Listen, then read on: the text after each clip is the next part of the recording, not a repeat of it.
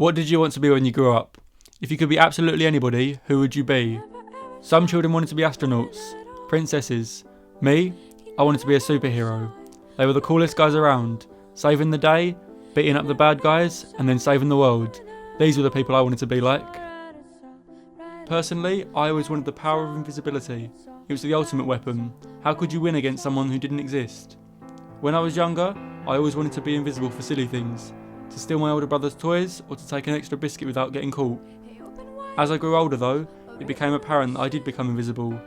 I don't mean I've developed these supernatural abilities, I've simply become invisible. Invisible to society, invisible to the world. I'm pretty much your everyday character.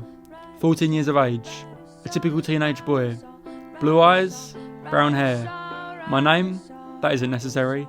You won't remember it in 10 minutes. Nobody does. Nobody even knows me. Sometimes it's nice to be invisible. I like to be part of the crowd, lost away, an unfamiliar face you may glance upon for a few seconds before you continue on with your life. I can get away with wearing a jumper 2 days in a row and nobody would look at me twice. Yet I know nothing of friendship, of relationships, of laughter or of heartache. I've never had any real friends, and it's too embarrassing to admit that my mum is probably the closest thing I have to one.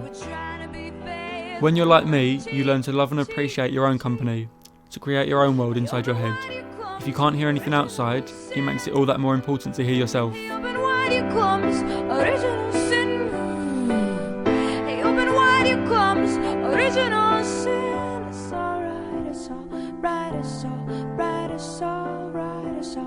I'd like to think it's just me being paranoid, that people do actually know who I am.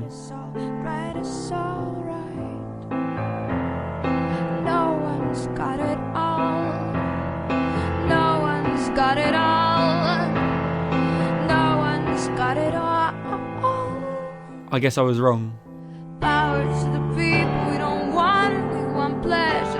And it's even try to rape us, and I guess A great writer once said, "To travel far, there is no better ship than a book," and I know exactly what they meant. I've begun to live my life through the words I read upon these pages. In stories, there's no place to hide. I don't have to be the loner kid, the boy who can't hear. I can be whoever I want to be. When you find that connection with the story, with the character, you don't feel quite as alone as you did before. The world is a big place, and if you're different in some way, then it can be a scary place to be. These stories are my reassurance that everything is okay, and I want other people to feel this way too. I'd like to think I'd become my own superhero when I get older. I want to be the one that people look up to save the day and get the girl of my dreams. I guess that's why I've never really let go of superheroes. As childish as they may seem, they represent the person I want to be.